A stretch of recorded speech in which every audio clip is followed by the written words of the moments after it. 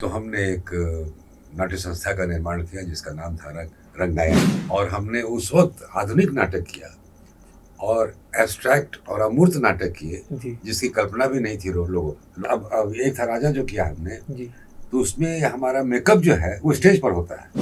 5,000 रुपया के लिए के भी फाइनेंसर है इस फिल्म में। नमस्कार। आज हम आपकी मुलाकात एक ऐसी शख्सियत से करवा रहे हैं जिनके व्यक्तित्व के कई आयाम हैं। आप एकेडमिशियन हैं, फिल्म निर्माता निर्देशक हैं। रंगमंच पे आपके अनुभवों का संसार बहुत व्यापक है। साहित्य में आपकी विपुल रचनाएं हैं। एक पत्रकार के तौर पर भी आपके पास एक गहरा अनुभव है। आप हैं विनोद कुमार और रांची विश्वविद्यालय के school of journalism and mass communication के निदेशक भी हैं। वहाँ ये डॉक्टर बीपी सिन्हा के नाम से जाने जाते हैं और इनका साहित्यिक नाम विनोद कुमार है। आपने साहित्य में, रंगमंच में, फिल्मों में इनकी कलाकृतियाँ, इनकी रचनाएं, इनका सृजन विनोद कुमार के नाम से देखा होगा।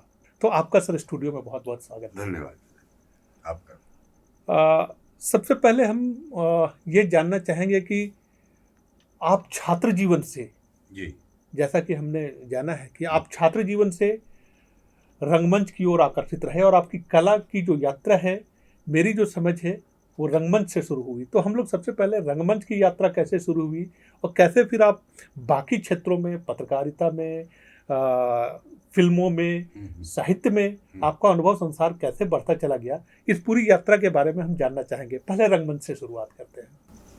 तो ऐसा है कि मैं नाटक लिखा करता था कॉलेज डेज से ही।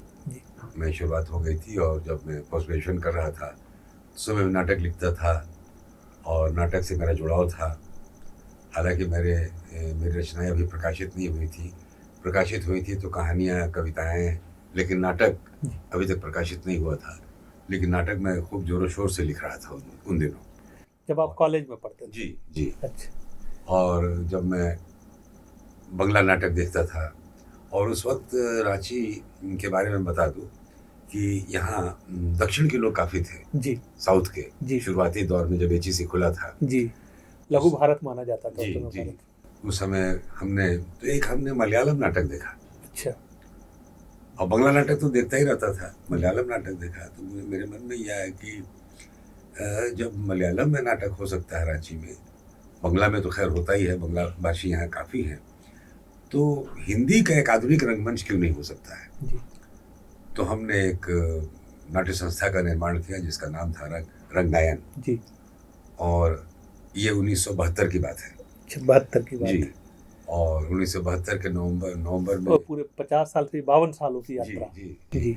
और हमने उस वक्त आधुनिक नाटक किया और एब्स्ट्रैक्ट और अमूर्त नाटक किए जी जिसकी कल्पना भी नहीं थी लोगों ने कहा कि तुम यहाँ कुर्सियाँ फेंकी जाएंगी जी और तुम्हें बड़ी गालियाँ पड़ेंगी, जी इस तरह का नाटक कर रहे हो जो एब्स्ट्रैक्ट है, अमूर्त है, जी कौन समझेगा। हमने कहा नहीं, वो समझेंगे लोग, जी नहीं समझेंगे तो मैं समझाऊंगा। जी और हमने 3 नाटक किए थे उस वक्त। जी।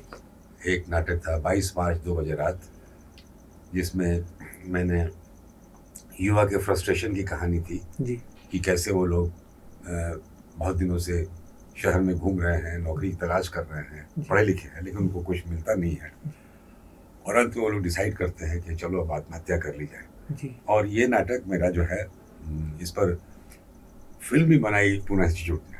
अच्छा। वहाँ पूना फिल्म इंस्टीट्यूट में जी। छोटी सी फिल्म भी बनी इसी अच्छा कहानी पर। अच्छा। और बड़ी लंबा उसका है। उसका बाद एक नाटक हमने किया, भीड़ में रौंदा हुआ आदमी। अच्छा। तो भीड़ में रौंदा हुआ आदमी की सबसे बड़ी खासियत क्या है कि उस नाटक में होटल भी है, जी। मकान भी है, अच्छा।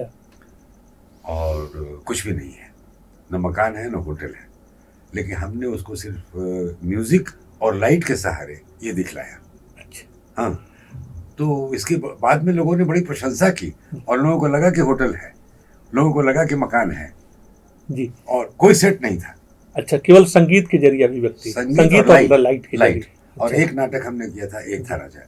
अच्छा। एक था राजा में एक्सपेरिमेंट ये किया, मतलब उस दौर में तो ये अद्भुत प्रयोग रहा अद्भुत होगा। अद्भुत। अब जैसे कि अब एक था राजा जो किया हमने, जी तो उसमें हमारा मेकअप जो है वो स्टेज पर होता है। जी। अच्छा। उसका उसका जो किरदार है वो स्टेज पे हाँ, मेकअप करता है। जैसे कि निर्देशक आता है जी मंच पे, जी वो कहता है कि मैं बहुत दिनों से घूम रहा था शहर में, लेकिन मेरे मन लायक किरदार नहीं मिल रहे थे। तो एक दिन मैं राम भरोसे होटल गया, तो मुझे वहाँ 2 आदमी मिल गए और उनको मैं आज लाया हूँ। लेकिन वो दर्शक दीर्घा में बैठे हुए हैं। कहता है, अरे भाई तुम आओ, टिकटें बिक चुकी हैं और इतने दर्शक हैं, अब नाटक करना है हमें। वो दर्शक दीर्घा से दोनों आते हैं। कहता है कि भाई हमने तो मेकअप वगैरह कुछ नहीं किया है। तो कहा अभी मेकअप होगा तुम्हारा, स्टेज पर ही मतलब मेकअप। नाटक पे नाटक। हाँ, स्टेज पर ही मेकअप होता है जी। तो कहता है कि लेकिन हमें क्या बनना है? कहा तुम्हें राजा बनना है और तुम्हें मंत्री बनना है। ये सुनते ही उस आदमी का दिमाग खराब हो जाता है। कहता है कि मैं राजा, मेरा तख्त ताउस कहाँ है? तो कहा वो भी मिलेगा। और सेनापति कहता है कि मेरा वो तलवार कहाँ है? तो कहा वो भी मिलेगा। तो उन लोगों को तलवार दी जाती है, तख्त ताउस लगाया जाता है और फिर नाटक शुरू होता है और क्लैपिंग पर क्लैपिंग शुरू हो जाती है। आपकी जो सबसे बड़ी पहचान रही है वो आक्रांत के निर्माता के तौर पे। आक्रांत एक ऐसी फिल्म है दर्शकों, जो झारखंड की सबसे पहली हिंदी फीचर फिल्म है और सुव्यवस्थित तरीके से, शानदार तरीके से शूट की गई, जिसका प्रीमियर उन दिनों 1990 के दशक में दूरदर्शन पर हुआ था। उस समय किसी फिल्म का फीचर होना बहुत बड़ी बात मानी जाती थी और उसकी छवि आज भी, ये फिल्म जो है वो यूट्यूब पे उपलब्ध है, आप देख सकते हैं। तो मैं आक्रांत की यात्रा के बारे में जानना चाहूँगा, ये विचार कैसे आया और झारखंड जैसी, रांची जैसी छोटी जगह पे रहते हुए एक लेक्चरर कैसे सोचता है कि वो उसे फिल्म में। तो वो बड़ा इंटरेस्टिंग कहानी है और मुझे भी लगता है कि जैसे एक सपना था जो पूरा हुआ। तो ये आक्रांत, मैंने एक छोटा सा नाटक लिखा था, एक सुबह की तलाश, और वो आकाशवाणी से प्रसारित भी हुआ था। और उन्हीं दिनों मेरी रुचि आदिवासियों में बढ़ने लगी थी और मैं झारखंड के जंगलों में घूमा करता था। और मेरे साथ एक लड़का था लुगुन, जो मेकअप रूम में भी आता था मेरे नाटक के दौर में। और कहा कि आप आदिवासियों पर कुछ लिखिए। तो मैंने कहा ठीक है, पहले मैं वो जीवन जानना चाहता हूँ। और जब मैं जंगलों में गया तो देख करके चौंक गया। इतनी खूबसूरती है इस जंगल में, फिर भी इतनी गरीबी है, इतने प्यारे लोग हैं, फिर भी वो उन्हें जो मिलना चाहिए नहीं मिल पाया है। वो कौन लोग हैं आखिर जो यहाँ आकर शोषण करते हैं? वो कौन लोग हैं जो इन्हें डिप्राइव करते हैं? तो मैंने वो स्क्रिप्ट लिखना शुरू किया और मैंने घर पे कुछ लिखा, कुछ होटलों में रह के लिखा, फिर मैं नेतरहाट चला गया। जंगलों में मैंने लिखा वो स्क्रिप्ट आक्रांत है। तब स्क्रिप्ट जब तैयार हो गया, स्क्रिप्ट में काफ़ी काम किया मैंने, करीब साल भर स्क्रिप्ट पर ही लगा रहा। तो स्क्रिप्ट लिख लिए तो बात खत्म हो गई। अच्छा हाँ, इसी बीच में पूना में कोर्स किया था मैंने, फिल्म एप्रिसिएशन का कोर्स। और पूना में मैंने असिस्ट तो किसी को नहीं किया, लेकिन मैं कुछ डायरेक्टर्स के साथ रहा, जैसे श्याम बेनेगल हो गए, बिहारी शारा हो गए, बासु भट्टाचार्य हो गए, इन लोगों के साथ मेरा राफ्ता रहा। तो फिल्म की जो टेक्निकलिटीज़ है मैं थोड़ा बहुत समझने लगा था। और मैं किताबें बहुत पढ़ता था, लाइट्स पे, कैमरा पे, वगैरह वगैरह। तो उसके बाद मुझे 2 दोस्त मिले, उन्होंने कहा कि तुम फिल्म बनाओ, हम लोग पैसा लगाएंगे। उन्होंने थोड़ा बहुत पैसा लगाया।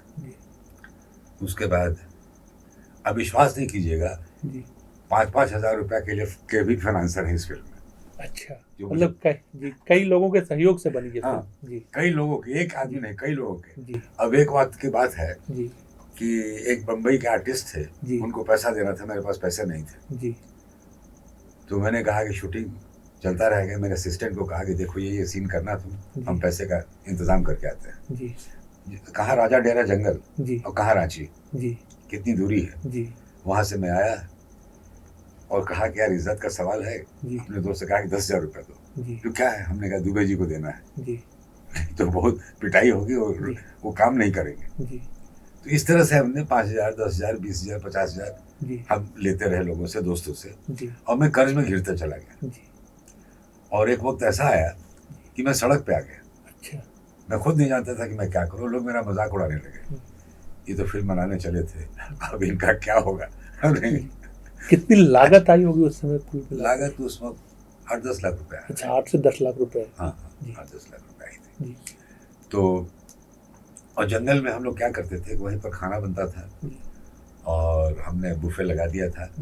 और उसके बाद जो नेतरहाट के राजडेरवा जंगल में ही शूटिंग। राजा डेरा, जी राजा डेरा बड़ा खूबसूरत, वो स्विट्जरलैंड है जी। झारखंड का। ये अफसोस की बात है कि वो झारखंड में है। जी अगर कहीं और होता जी तो वहाँ हमको जो चाहिए था सब मिल गया। जी वहाँ हमको एक झील मिल गई, जी झील में झील का दृश्य है वहाँ, जी जंगल मिल गया, जी स्कूल मिल गया, जी एक छोटा सा चर्च मिल गया, जी तो सारा कुछ मिल गया मुझे। जी। हमने कहीं शूटिंग करेंगे। जी तो मुंबई से मैं सदाशिव अमरापुरकर को लाया था। जी वो मेरे दोस्त हैं थिएटर के, जी तो बेचारे बहुत कम पैसे में जी तैयार हो गए, कह तेरी फिल्म में करूँगा। जी तो आ गए।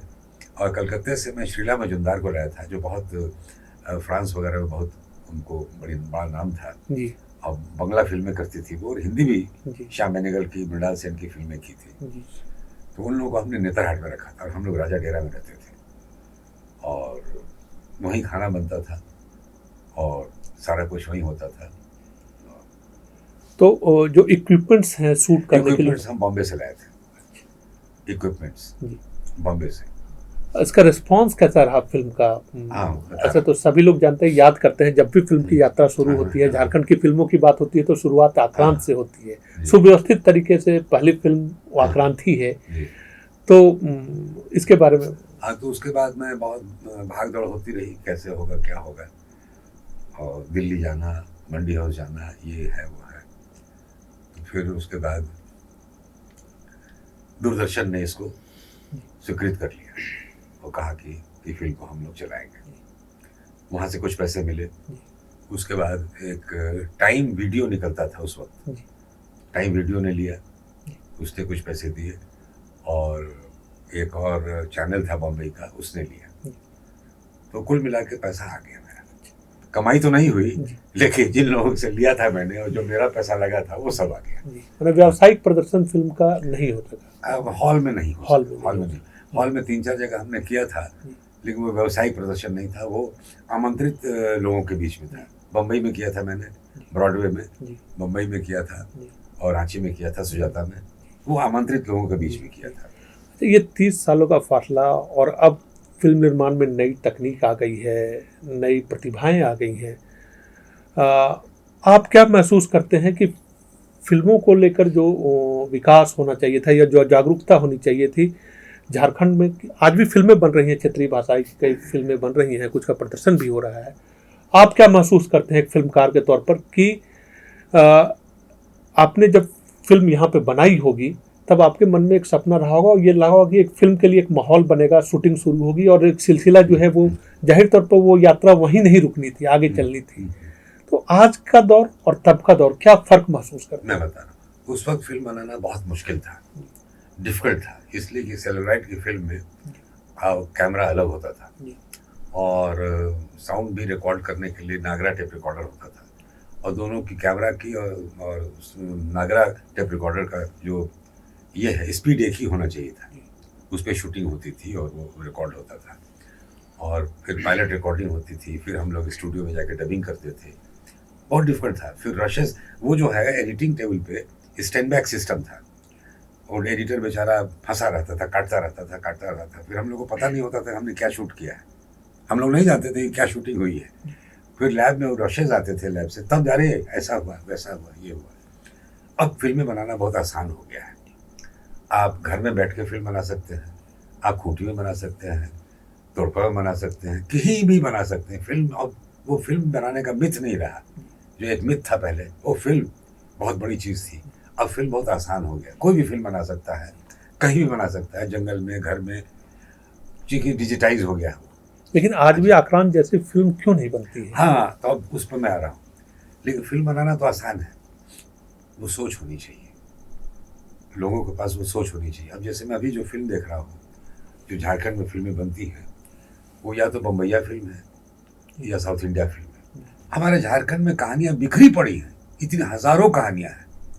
कोयलांचल की कहानियाँ हैं, माइंस की कहानियाँ हैं, एक्सप्लॉयटेशन की कहानियाँ हैं, इतनी कहानियाँ हैं जिसका कोई हिसाब नहीं, लाखों कहानियाँ हैं। अच्छा, फोक टेल्स हैं, इतनी लोक कथाएँ हैं, चाहे वो कुड़ुख का ले लीजिए, मुंडारी का ले लीजिए, संताली का ले लीजिए, भरा हुआ है साहित्य, इतना रिच है। ये छोड़ के लोग बम्बैया लटक झटक में फिल्में बना रहे हैं। बहुत घटिया अंदाज में फिल्में बना रहे इस वजह से पहचान नहीं बन रही हैं। है। इसलिए नहीं, कभी नहीं बनेगी। आप अपने कल्चर को अगर भूल जाएंगे, आप कल्चर को भूल जाएंगे तो आप कभी अच्छी फिल्म नहीं बना सकते हैं। मेरा ये कहना है कि जो मिट्टी की खुशबू है वो फिल्मों में आनी चाहिए। आपकी जो मिट्टी की खुशबू है, जी आप अब देखिए, मैंने अपनी फिल्म में एक ऑर्केस्ट्रा में, वो पहली हिंदी की फिल्म है जिसमें ट्राइबल म्यूजिक इस्तेमाल हुआ है। रामदयाल मुंडा ने जी। संगीत दिया था उस फिल्म अच्छा, अब वो पहली हिंदी की फिल्म है जिसमें ट्राइबल म्यूजिक इस्तेमाल हुआ। और मुंडा जी से हमने कहा कि सर, आप तो हमारे वाइस चांसलर हैं, आर्टिस्ट भी हैं, आपसे एक बात करनी है कि इतना ऑर्केस्ट्रा होता है, हमारा ऑर्केस्ट्रा नहीं बन सकता है। बोले कि तुम क्या चाहते हो? हमने कहा सर, मादर है, तुरही है, नगड़ा है, ढोल है, इसको मिक्स करके हम लोग एक ऑर्केस्ट्रा नहीं बना सकते हैं। उन्होंने मुझे गले लगा लिया, कहा कि यार ये आइडिया किसी ने दिया नहीं मुझे, fantastic, let us do it. और इतना बढ़िया बना, इतना बढ़िया बना, उसे क्लाइमेक्स में हमने पूरा ऑर्केस्ट्रा को यूज़ किया है नहीं? बहुत बड़ी। फिर उस म्यूजिक को मैं ले गया सलील चौधरी के पास, कहा कि दादा मैं चाहता हूँ कि आप फिल्म में, हमने उनको एडवांस भी दे दिया था, साइनिंग अमाउंट, हमको बहुत प्यार करते थे। सलील चौधरी ने कहा कि तुम कल मिलना दूसरे दिन।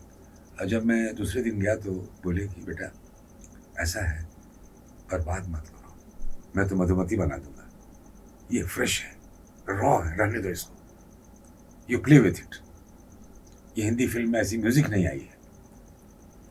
बहुत बड़ी टिप्पणी और बहुत बड़ी टिप्पणी सलील दा ने कहा, जी जो इतने बड़े म्यूजिक डायरेक्टर थे। जी कलकत्ते की बात है, कलकत्ते में था 2 दिन, मुझे बेटे की तरह मानते थे वो, जी है नहीं, पर्सनल रिलेशन था हमसे, जी तो हमने उसी को इस्तेमाल किया। जी और फिर बम्बई में लोग पूछते थे भाई ये म्यूजिक कहाँ से लाए, तो बड़ा अजीब सा म्यूजिक है, बड़ा। हमने कहा कि देखिए, मैंने ये सोचा कि जब हम इंग्लिश फिल्मों में अफ्रीकन म्यूजिक सुन सकते हैं तो हम हिंदुस्तान में अपने आदिवासियों से बजाए हुए धुन नहीं सुन सकते। बिल्कुल, ये बहुत बड़ी बात है।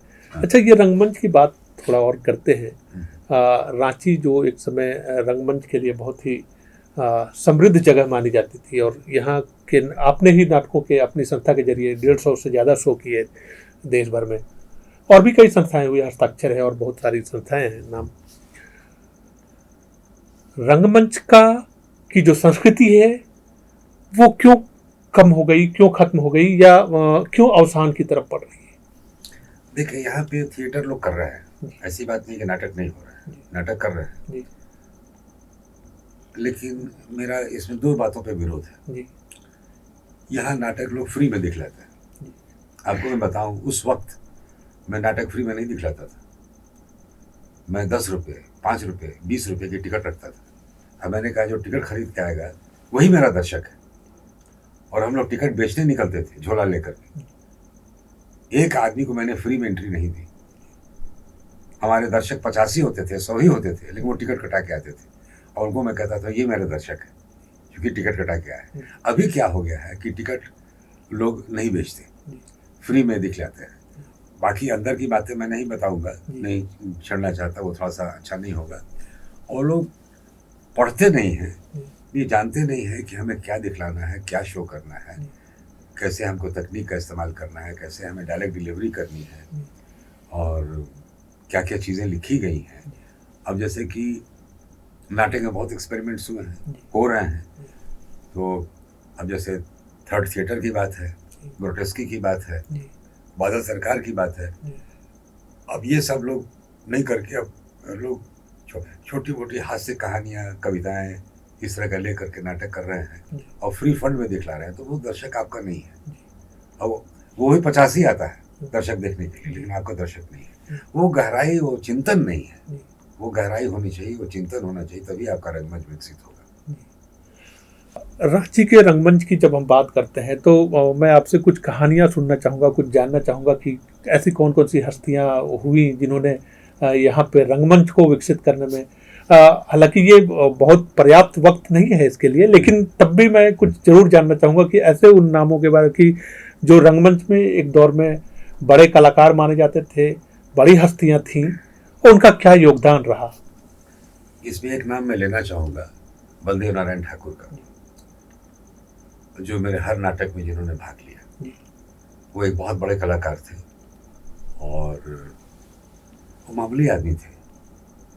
और मैं जब हताश हो जाता था, निराश हो जाता था, महीनों नाटक नहीं करता था, मेरे पास आते थे कि विनोद जी पैसा वैसा नहीं है क्या, मैं आपको दूंगा, आप नाटक कीजिए। उनका ये कहना ही मेरे लिए बहुत था। उन्होंने कहा कि एक साधारण आदमी, अति साधारण आदमी कह रहा है कि मैं पैसे दूंगा, आप नाटक कीजिए। और मैं शुरू हो जाता था। तो और बहुत बड़े एक्टर थे वो। ये जो तस्वीर देख रहे हैं आप, इसमें ये ठाकुर जी हैं जो कुत्ते की तरह खाना खा रहे हैं। अपंग का रोल किया उन्होंने। और मैं जहाँ निर्देशक आक्रांत में जी, आक्रांत जी, और यह हमारे नाटक के हर नाटक में ये रहते थे। और जो निर्देशकों की मैं बात करूँगा तो मैं अजय मलकानी का नाम लेना चाहूँगा। उनका काफ़ी कंट्रीब्यूशन है, ये मैं नहीं कहता कि नहीं है। और वो भव्य पैमाने पर नाटक करते हैं। मेरा तो गरीब थिएटर था, लेकिन मलकानी जी बहुत बड़े रूप में, भव्य रूप में, चूँकि वो नेशनल स्कूल ऑफ ड्रामा के प्रोडक्ट भी हैं, तो वो उस तरीके से अपने नाटक करते हैं। उनका भी कंट्रीब्यूशन है। और कुछ नाम आप लेना, जैसे अशोक पागल का भी है जी। अशोक पागल है, उन्होंने भी नाटक किया जी। और बहुत संघर्ष करके किया उन्होंने। अंतिम दौर में उन्होंने, अशोक पागल मेरे साथ भी नाटक करते थे जी। मेरे कलाकार भी थे वो जी। अशोक पागल जी। बाद में उन्होंने अपनी संस्था हस्ताक्षर बनाई जी। और उन्होंने आखिरी वक्त में, बहुत सैड एंड हुआ बेचारे का जी। आखिरी वक्त में उन्होंने एक नाटक भी लिखा, बिम्बिसार जी। और उसमें मैं था उनके साथ बिम्बिसार के पठन में। तो उनका भी कंट्रीब्यूशन है, योगदान है। और फिर अनिल ठाकुर हैं रंग दर्पण के, और वो भी मेरे छात्र रहे हैं अनिल ठाकुर, लेकिन उन्होंने काफ़ी काम किया। अब तो बहुत सारे लोग आ गए हैं जी। अब बहुत, अभी नई पीढ़ियां, अभी दीपक लोहार आ गए हैं जी। ये काम कर रहे हैं, दीपक लोहार कर रहे हैं, ये भी नेशनल स्कूल ऑफ ड्रामा के हैं जी। ये भी काम कर रहे हैं, अच्छा काम कर रहे हैं। अच्छा एक्टर में अनुज लुगुन है जी, वो फिल्म में भी है, इसमें भी है जी। हाँ, एक लड़के का नाम मैं लेना चाहूँगा, यहाँ की फिल्म की जो बातचीत थी, पुरुषोत्तम कुमार पुरु, उसने एक फिल्म बनाई है दहलीज नगपुरिया, बहुत अच्छी फिल्म बनाई है वो। हाँ, बहुत चर्चित रही, अभी 2 साल पहले जी, जी, वो कमाल किया लड़का।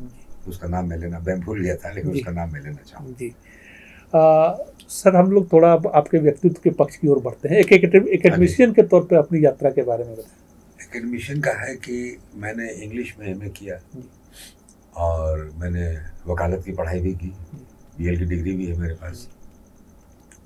कोई स्ट्रगल का दौर था और उसके बाद मैं लेक्चरर लगा यहाँ वहाँ, जैसे घूमते हुए होता है, 6 महीने के लिए, 5 महीने के लिए।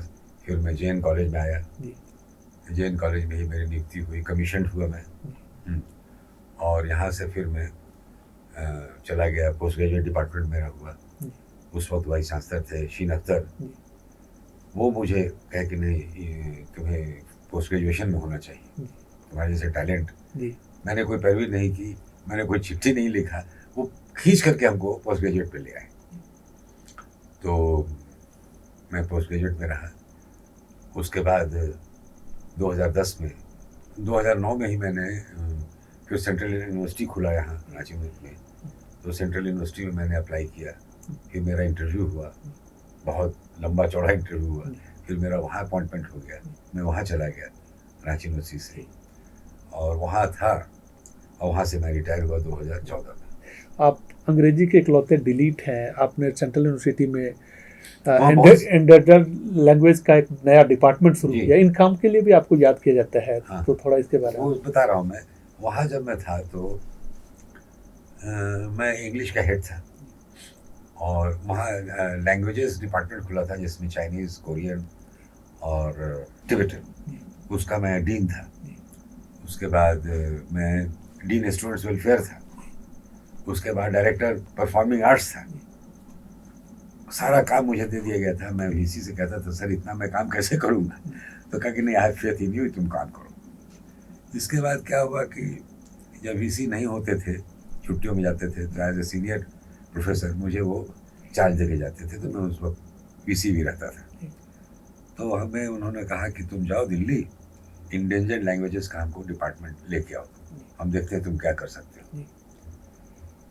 तो मैंने कहा ठीक है। तो मैं 2 शिक्षकों के साथ दिल्ली गया, यूजीसी में प्रेजेंटेशन दिया, और ज़बरदस्त प्रेजेंटेशन था। और हमने कहा कि भाई इतनी इतनी भाषाएं मर रही हैं, और झारखंड जो है ट्राइबल स्टेट है, तो हमें मौका दिया जाए डिपार्टमेंट खोलने का, और वो तैयार हो गए। करोड़ों रुपया दिया उन्होंने और पोस्टिंग दी प्रोफेसर्स की, लेक्चरर्स की, क्लर्क की वगैरह वगैरह। और फिर वीसी इतना खुश हुए, हमसे कहा कि I knew you will do it. हमारे विलुप्त प्राय भाषाओं की पढ़ाई झारखंड में जी, वो डिपार्टमेंट खोला जी अभी भी चल रहा है डिपार्टमेंट जी। और जब मैं लेके आया तो हमारे एक बड़े अच्छे दोस्त हो गए संतोष कीड़ो, जी टेलीग्राफ में मेरे बारे में बहुत कुछ छापा उन्होंने। जी। सर, अभी आप पत्रकारिता विभाग के, जो कि school of journalism and mass communication के रूप में जाना जाता है, रांची यूनिवर्सिटी का बहुत पुराना विभाग है, आप उसके डायरेक्टर भी हैं, जहां आप बीपी सिन्हा के नाम से जाने जाते हैं। वहाँ भी आपने कई नए प्रयोग किए, कई वर्कशॉप आयोजित किए जो अब तक नहीं हुए थे। तो पत्रकारिता की जो नई पौध आ रही है, उनके बारे में आपका क्या ख्याल है? और पत्रकारिता की पढ़ाई का जो स्वरूप है झारखंड में, बल्कि मैं इन 2 वर्षों में जो आपका अनुभव रहा, तो क्या लगता है कि हम वाकई संस्थानों से इस तरीके के पत्रकार निकाल पा रहे हैं जो इंडस्ट्री के साथ मैच करते हैं, जो इंडस्ट्री की जो ज़रूरतें हैं उसके हिसाब से अपने आप को ढाल पाते हैं, या कहाँ बदलाव की ज़रूरत महसूस करते हैं आप? आपका पूरा जो अनुभव है पत्रकारिता विभाग के निदेशक के तौर पे, वो। आप मेरा फ्रैंक ओपिनियन चाहते हैं या गोल मटोल?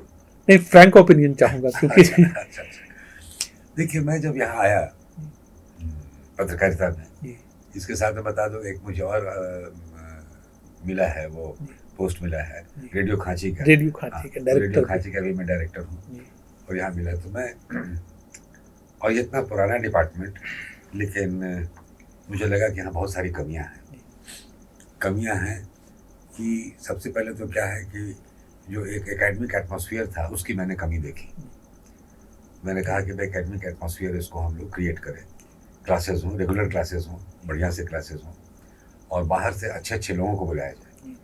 तो मैंने ये कोशिश किया कि गेस्ट में आप देखेंगे कि वहाँ जो भी लोग आ रहे हैं वो बड़े काम के लोग हैं, कायदे के लोग हैं। उसमें हमने चुनाव ये किया कि जो या तो अखबारों से जुड़े हों, पुराने पत्रकार हों, या टेलीविज़न से जुड़े हों, या जो लेखक हों, या प्राध्यापक हों, या इंडिपेंडेंटली कोई काम कर रहे हो, उन लोगों को जोड़ा जाए। उन लोगों को जोड़ने का काम किया। फिर मैंने कहा, यहाँ सेमिनार और वर्कशॉप नहीं होते थे, कोई कंसेप्ट ही नहीं था। आपने स्टूडेंट एक्सचेंज प्रोग्राम भी कराया? तो पहले मैंने यहाँ एक ये कराया न्यूज़ पैकेजिंग पे, कि बच्चों को बताने के लिए कि आज न्यूज़ पैकेजिंग क्या है और न्यू मीडिया क्या है, वो बताने के लिए मैंने एक वर्कशॉप कराया। और वर्कशॉप कराने के लिए बॉम्बे से एक प्रोफेसर को बुलाया, आशीष रिछारिया को। तो वो एक कार्यक्रम हुआ। उसके बाद मैंने बच्चों का एक स्टूडेंट एक्सचेंज प्रोग्राम कराया, यहाँ से बॉम्बे भेजा। ये पहली बार हुआ है। यही कह रहा हूँ कि मास कॉम डिपार्टमेंट से स्टूडेंट एक्सचेंज प्रोग्राम जो है वो पहली बार हुआ। यहाँ से लड़के बॉम्बे गए और बाहर से भी लड़के आए, बॉम्बे से लड़के आए, और वो बड़ा इंटरेस्टिंग हुआ। वो 5 दिन रहे लड़के बॉम्बे से, और मैं उनको आदिवासी ट्राइबल विलेज ले गया। और एक लड़का तो रोने लगा, कहा कि सर कहाँ लाए हैं, ये कौन सी दुनिया है, मैंने नहीं देखा। हमने यही भारत है। वहाँ वो लोग खाना खाए, ज़मीन पे बैठे, डांस किया, यहाँ तक कि हड़िया भी पीने की हमसे परमिशन मांगी। हमने कहा अभी मैं टीचर नहीं हूँ, तुमको मेरे दोस्त हो तुम लोग, सब जो करना है करो, एंजॉय करो, बट इन लिमिटेशंस। और वो लोग बहुत एंजॉय किए, और बहुत डांस हुआ, गाना हुआ, खाना पीना हुआ, बहुत एंजॉय किए लोग, और बहुत खुश हुए। यही अनुभव यहाँ के छात्रों का रहा होगा। ये छात्र भी यहाँ जब गए तो वहाँ बड़े बड़े फिल्म के डायरेक्टर्स आए, फिल्म पर्सनैलिटीज आई, और वो सब चलता रहा। और अच्छा सेमिनार हुआ, वर्कशॉप हुआ, और बच्चे हमारे बहुत खुश होके आए वहाँ से, बॉम्बे से। और इनको घुमाया भी गया, जैसे वहाँ पर बुद्ध की लीनियाँ हैं, वहाँ गुफाएं हैं पुराने बुद्ध के ज़माने की, वो सब दिखलाया इनको, बहुत यूनिक। हमने कहा यार इतना दिन मैं बॉम्बे में रहा, बुद्ध की लीनियाँ मैंने नहीं देखी, तुम लोग देख के चले आए। तो अच्छा, आपने साहित्य में भी बहुत कुछ रखा है, आपकी कविताएं अक्सर हम लोग देखते हैं, पढ़ते हैं। तो किताबों के बारे में बताएं कि आपने कौन कौन सी किताबें लिखी हैं। और क्या? देखिए, एक मेरी नाटकों की किताब है,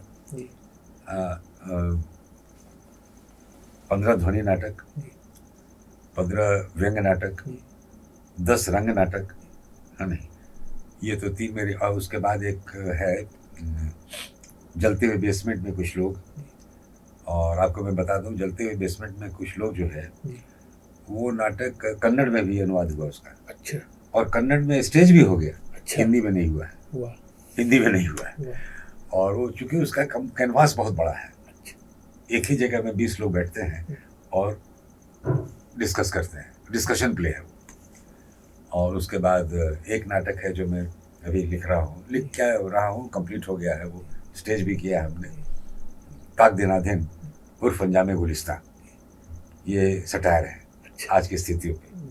और उसमें एक शब्द है कुर्सी, और कुर्सी शब्द को मैंने बहुत तरीके से प्ले किया है कि कुर्सी क्या है नहीं। तो ये है। तो जो आप मास कॉम की बात कर रहे थे, तो हमने वो किया, वर्कशॉप किया, सेमिनार किया, स्टूडेंट एक्सचेंज प्रोग्राम किया। और मेरे लिए सबसे बड़ा अचीवमेंट रहा कि मैंने जैसे सेंट्रल यूनिवर्सिटी में डिपार्टमेंट ऑफ इंडेंजर्ड लैंग्वेजेस खोला, यहाँ मैंने फिल्म स्टडी का डिपार्टमेंट खोल दिया। अच्छा। ये बहुत पुराना फाइल था जो दबा हुआ था जी। मैंने उसको निकाला और मैंने कहा वी विल स्टार्ट इट। तो हमको लोगों ने कहा ना फंड है ना कुछ है, हमने कहा करेंगे इसको चाहे जो हो जाए। मतलब आप फिल्म मेकिंग की भी पढ़ाई कर सकते हैं लोग? 2 साल का कोर्स शुरू कर दिया जी। शुरू दो सेमेस्टर का एग्जाम भी ले चुके उसका। अच्छा। हाँ नहीं, अब प्रॉपर हो गया और 15 स्टूडेंट आ गए। अच्छा। 15 स्टूडेंट आ गए तो ये बहुत बड़ी बात है जी। बिल्कुल। हाँ नहीं, और इसका मैं प्रेस कॉन्फ्रेंस भी करने वाला हूँ बताने के लिए कि बिहार झारखंड की पहली यूनिवर्सिटी है जहाँ फिल्म स्टडी और प्रोडक्शन की पढ़ाई हो रही है। ये भी मेरे लिए बहुत बड़ा अचीवमेंट की बात है। एक व्यक्ति जो नाटक लिखता है, जो फिल्में करता है, उसके मन में कविताएं कब उपजती हैं? और मतलब ये केवल छटपटाहट है या अभिव्यक्ति का एक रूप है या आपके सरोकार हैं? क्या है आपकी कविताएं, क्या है? हम बता रहा हूँ मैं। जैसे कि लोग कहते थे कि भाई, एक बार बात हुई, ये महुआ जी हमसे बोल रही थी, महुआ माँ जी बोल रही थी कि भाई आप कविता भी लिखते हैं, कहानी भी लिखते हैं, नाटक भी लिखते हैं, फिल्म भी बनाते हैं, रंगमंच भी करते हैं, इतना सारा कुछ कैसे कर लेते हैं?